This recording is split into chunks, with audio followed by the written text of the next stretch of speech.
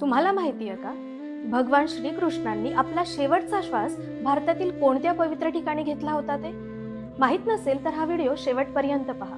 महाभारताच्या युद्धानंतर श्रीकृष्णाचं धर्म संस्थापनेचं कार्य पूर्ण झालेलं होतं. पापाचा नाश आणि धर्माची स्थापना हेच त्यांच्या अवतार कार्याचं प्रमुख उद्दिष्ट होतं. पण त्या युद्धामध्ये स्वतःच्या मुलांच्या मृत्यूने दुःखी होऊन गांधारीने श्रीकृष्णाला एक श्राप दिला.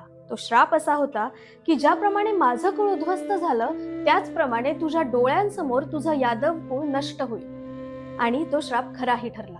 एके दिवशी यादव कुळात महाभयानक संघर्ष झाला.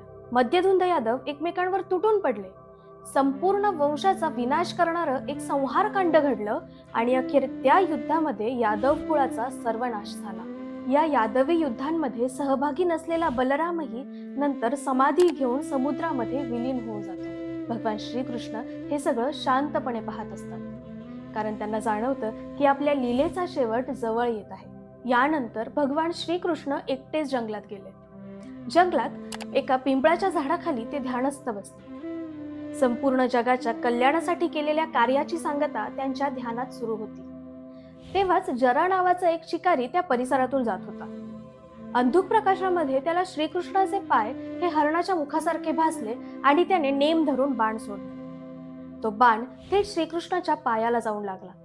शिकारीच्या अपेक्षेने जरा जवळ जाऊ लागला. पावलांचा आवाज मंद होत गेला आणि जेव्हा जरा जवळ पोहोचला तेव्हा त्याच्या हातातलं धनुष्य सुटून खाली पडलं, कारण समोर होते साक्षात भगवान श्रीकृष्ण. त्याच्या चेहऱ्यावर अपराधीपणाची छाया उमटली. तेव्हा श्रीकृष्ण शांतपणे त्याला फक्त इतकंच म्हटले की यात तुझी काहीही चूक नाही, हा माझ्या लीलेचाच एक भाग आहे. आणि त्यानंतर जराला अपराधमुक्त करून श्रीकृष्णांनी शांतपणे देहत्याग केला. श्रीकृष्णांनी देहत्याग केलेली ही पवित्र जागा म्हणजेच आजच्या गुजरात राज्यातील वेरावळ शहराजवळील भालका तीर्थ. द्वारकेपासून सुमारे 4 ते 5 किलोमीटर अंतरावर असलेल्या या स्थळी आज भालका तीर्थ नावाचं एक मंदिर उभं आहे. हे तीर्थक्षेत्र आजही लाखो भाविकांसाठी श्रद्धेचं मोठं केंद्रस्थान आहे. तिथे गेल्यावर आज सुद्धा प्रत्येकाला आध्यात्मिक शांततेचा आणि गूढ ऊर्जेचा अनुभव येतो. जणू काही आजही तिथे श्रीकृष्ण ध्यानस्थ बसलेले आहेत. आपल्यापैकी कोणी भालका तीर्थाला गेलंय का? गेले असल्यास तुम्हाला जाणवलेले आध्यात्मिक ऊर्जेचे अनुभव सगळ्यांसोबत कमेंटमध्ये नक्की शेअर करा. हा व्हिडिओ आवडल्यास लाईक आणि सबस्क्राईब करा आणि हा व्हिडिओ त्यांना शेअर करा जे आजही श्रीकृष्णाला प्रत्येक श्वासामध्ये जपत आहेत. श्रीकृष्णार्पणमस्तु.